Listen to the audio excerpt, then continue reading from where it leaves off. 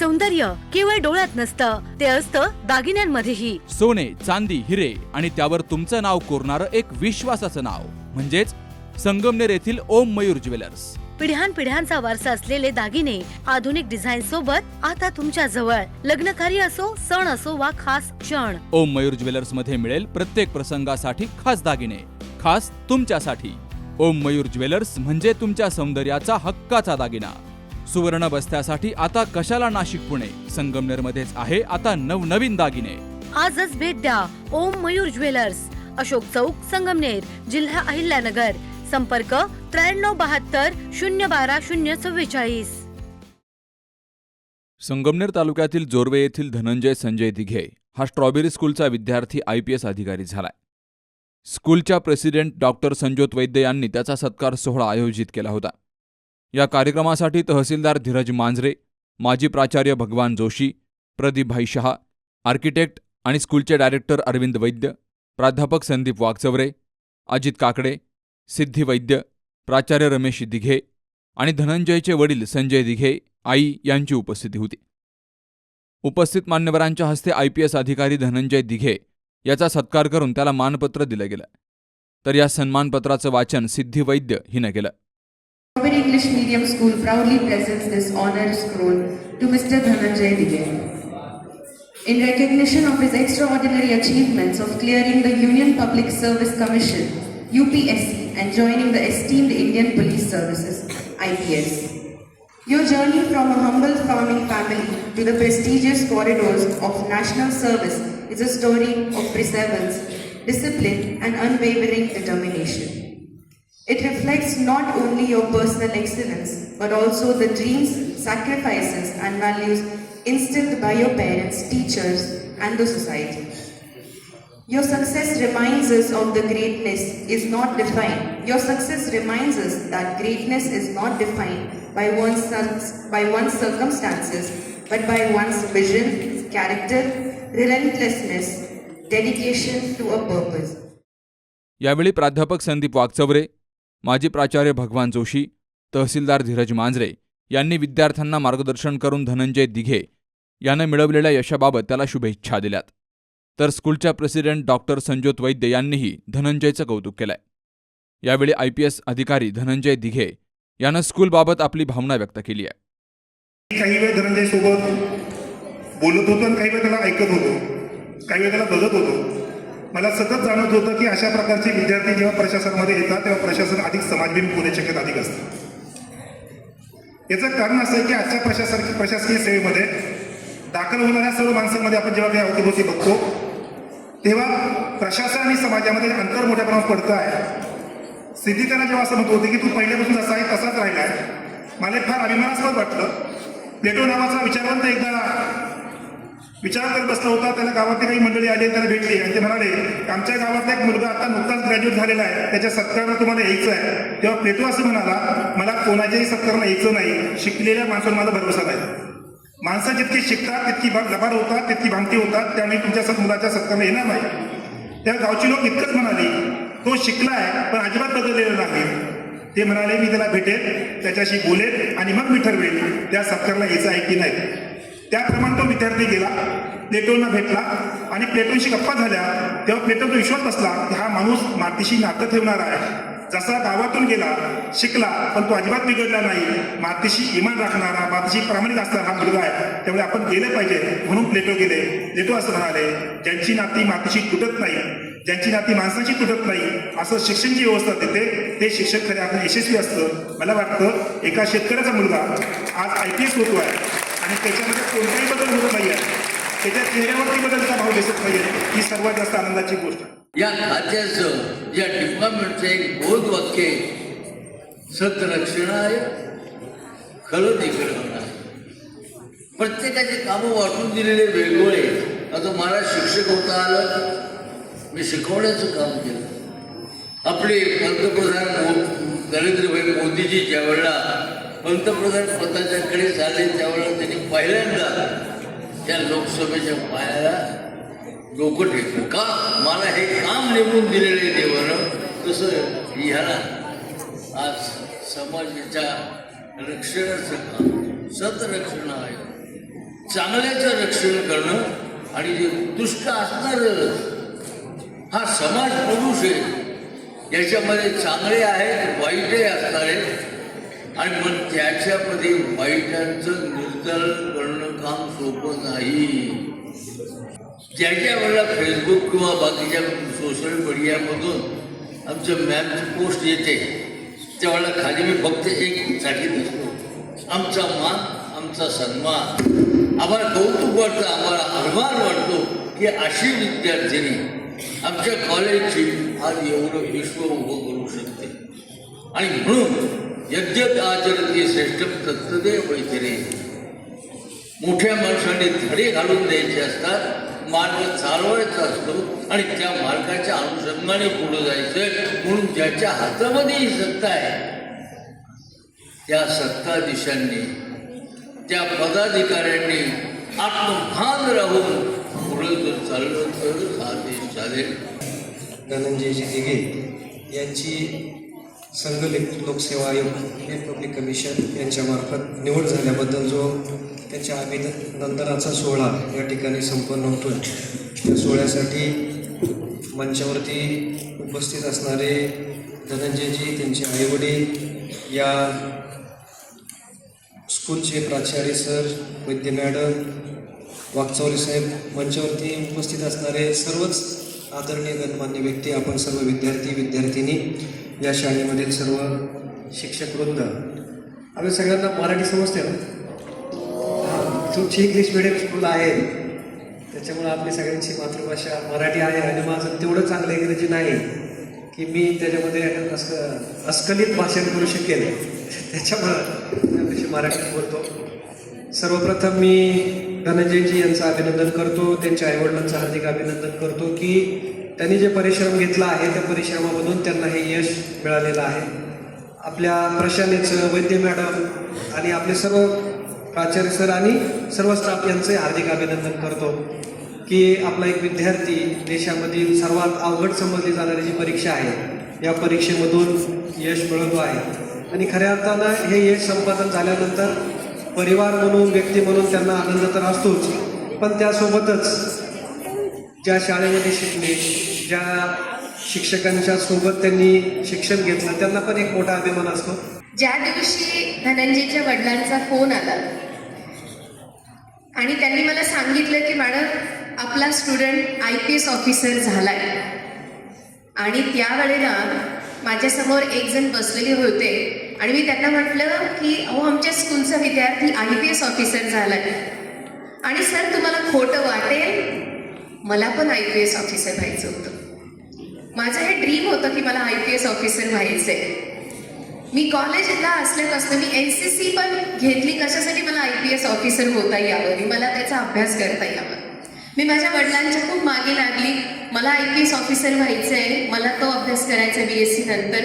माझ्या वडिलांनी मला परमिशन नाही दिली की आपल्या समाजामध्ये मुली असं काही करत नाही, मुली IPS वगैरे होत नाही, पोलीस लाईनमध्ये आपल्या मुली जात नसतात, ते क्षेत्र मुलींचं नाही.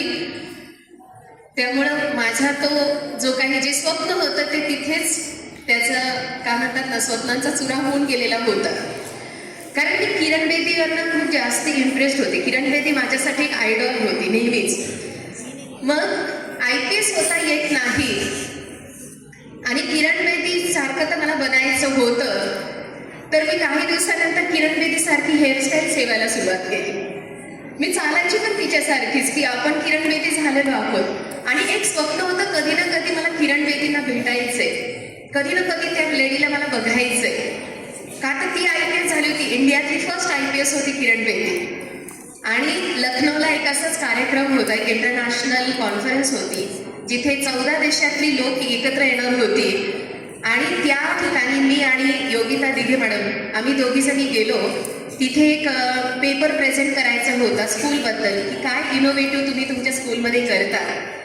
तर त्यावेळेला 3 दिवसाची कॉन्फरन्स होती. आम्ही आमचा पेपर प्रेझेंट केला, आमची फाईल तिथे आम्ही दिली होती. आणि लास्ट डेला कळालं की याचं जे प्राइस डिस्ट्रीब्युशन होणार आहे याच्यासाठी किरण बेदी तिथे येणार आहे. माझ्या तर आनंदाला पारावार राहिला नाही की मी ज्या व्यक्तीला बघण्यासाठी आतापर्यंत थांबून राहिले ती व्यक्ती इथे येणार आहे आणि मला तिला जवळून बघता येणार आहे, माझं स्वप्न एक पूर्ण होतंय. मी तिला निदान बघणार तरी येतं. मी योगिता दिघेच होती माझ्यासोबत. मी तिच्या हातात मोबाईल दिला, तिला मी म्हटलं किरण बेदी आल्या ना की मी कुठेतरी साईडला उभी राहील, तर पटकन माझा फोटो काढून घे. किरण बेदीच ती झंझावाती IPS ऑफिसर, ते आल्या धाड स्टेजवर निघून गेल्या. आम्ही आपला आहे जागेवर नुसतं बघतच बसलो त्यांच्याकडे. काही आम्हाला त्यांच्या जवळ जाता आलं नाही. पण एक मात्र गोष्ट घडली, म्हणजे जेव्हा तुम्ही स्वप्न बघता आणि जेव्हाच तुम्ही तुमच्या स्वप्नाच्या मागे काहीतरी डेडिकेटेडली करत असताना त्यावेळेला युनिव्हर्स तुमचं प्रत्येक स्वप्न पूर्ण करतं. आणि घडलं असं. 14 देशांची कॉन्फरन्स होती. प्रत्येकाने आपला काही ना काही पेपर तिथे प्रेझेंट केलेला होता. आणि इनोव्हेशन इन एज्युकेशन या कॅटेगरीमध्ये अनाउन्सरने नाव अनाऊन्स केलं, strawberry English medium school Sangamner.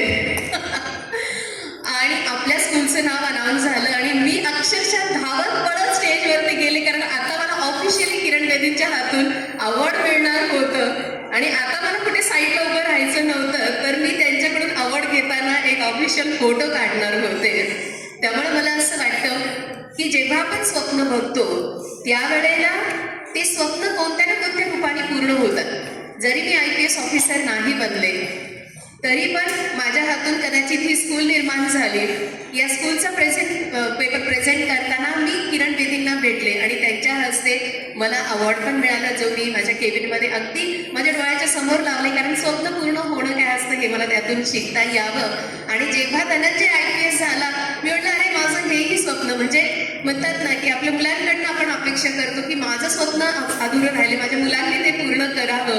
आणि कुठेतरी त्या धनंजयमध्ये मी स्वतःला बघत होती आणि म्हणून मी सांगितलं की नाही, आता ही जी चेअर आहे ज्याच्यावर मी बसत आलेली आहे, ज्याने माझं स्वप्न पूर्ण आहे, मी त्याला त्या चेअरवरती बसू देईल की नाही. आता तू माझं स्वप्न पूर्ण केलं ना, I am very happy for this, I can do anything. So Dhananjay, हा मी तुला त्यासाठी माझी चेअर ऑफर केली की खरंच एक आईचं जे स्वप्न असतं, जितका आनंद तुझ्या आईबाबांना झालाय तितकाच आनंद आम्हालाही झालेला आहे स्कूल म्हणून, की आमचा मुलगा पुढे गेलाय आणि स्ट्रॉबेरीतला पहिला मुलगा आहे की ज्याने UPSC पास होऊन IPS बनलेला आहे. कुठेतरी तुमच्या डोळ्यांमध्ये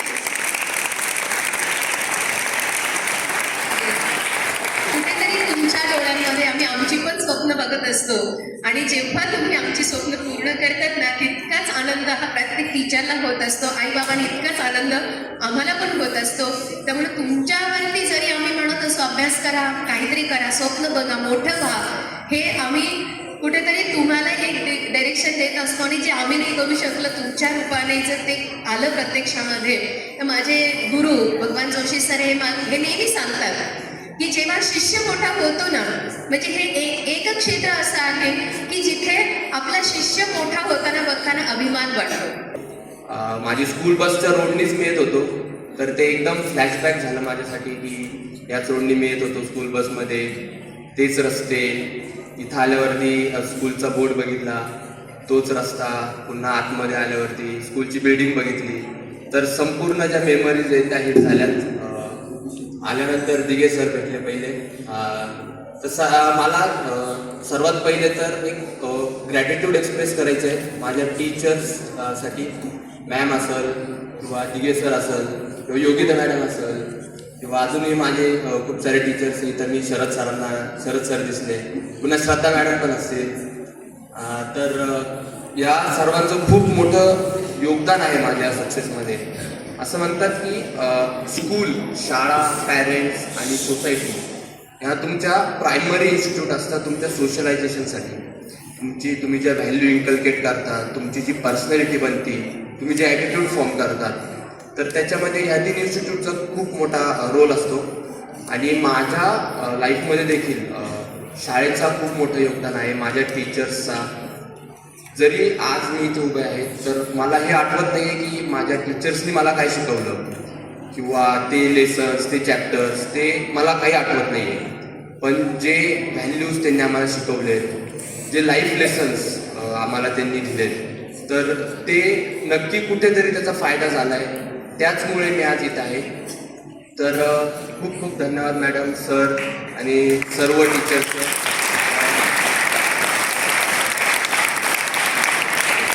सक्सेस ही माझं जे आहे ते मी माझ्या पॅरेंट्सला आणि माझ्या टीचर्सला डेडिकेट करतो. त्यांच्याशिवाय मी आज इथपर्यंत पोहोचू नाही शकलो असतो. आता मुव्हिंग फॉरवर्ड तर मी माझं पहिले जे इंट्रोडक्शन तर काही दिलेलंच नाही, बाकीच्यांनी दिलं असेल तर मी माझं एक शॉर्टमध्ये माझी जर्नी सांगतो. तर माझं संपूर्ण नाव धनंजय संजय दिघे आहे. मी स्ट्रॉबेरी स्कूलमध्ये क्लास 7th ॲडमिशन घेतलं होतं. क्लास 7 to क्लास 10 मी इथं केलं आहे. त्यानंतर 12वीपर्यंतचं शिक्षण मी ओहरा कॉलेज इथून केलं आहे. त्यानंतर इंजिनिअरिंग केली मी mechanical DY Patil college of engineering इथून. आणि 2022मध्ये माझी इंजिनिअरिंग नंतर मी लगेचच आपलं UPSCच्या प्रिपरेशनसाठी लागलो आहे. आणि हा माझा 3rd अटेम्प्ट होता. पहिल्या 2 अटेम्प्टमध्ये मला फेल्युअर भेटलं होतं आणि फॉर्च्युनेटली विथ गॉड्स ग्रेस ह्या अटेम्प्टमध्ये माझा ऑल इंडिया रँक 529 आलेला आहे. आणि प्रोबेबली मला इंडियन पोलीस सर्व्हिस ॲलोकेट होणार आहे. तर ॲपियर फक्त 50% मुलंच होतात. म्हणजे 10 लाख मुलांनी फॉर्म भरला तर 5 लाख मुलं जाऊन पेपर देतात. 5 लाख मुलं पेपर दिल्यानंतर प्रिलिम ही क्वालिफाय केली जाते फक्त 15,000 मुलं. तर 15,000 मुलं मग पुढे जातात, ती मेन्स देतात. मेन्स ही रिटर्न एक्झाम असती, तिच्यामध्ये 9 पेपर असतात. ती क्वालिफाय अराऊंड 2,500 मुलं करतात. मग 2,500 मुलं त्यानंतर इंटरव्ह्यू देतात, पर्सनॅलिटी टेस्ट जी की दिल्लीला असते. आणि लास्टली 2,500 मुलांमधून अराऊंड 900 मुलं त्यांचं सिलेक्शन होतं. धनंजय दिघे हा स्ट्रॉबेरी इंग्लिश मीडियम स्कूलचा माजी विद्यार्थी आहे आणि तो आज IPS अधिकारी झाल्यामुळं स्कूलला त्याचा अभिमान वाटतोय. या कार्यक्रमासाठी विद्यार्थी, शिक्षक मोठ्या संख्येनं हजर होते. Sukhdev Gadekar, C news Marathi, Sangamner. सुनबाई, आजही चहा काल सारखाच बनव. अगं, कोणती नवीन चहापत्ती आणली आहेस का? काय ग, कालच्या चहाचं रहस्य काय आहे? प्रत्येक चांगल्या चहासाठी आवश्यक आहे राजहंस दूध. चहापत्ती तीच, फक्त दूध नवीन. तुम्ही फक्त दूध बदला. राजहंस दूध आणा आणि असा मस्त चहा बनवा.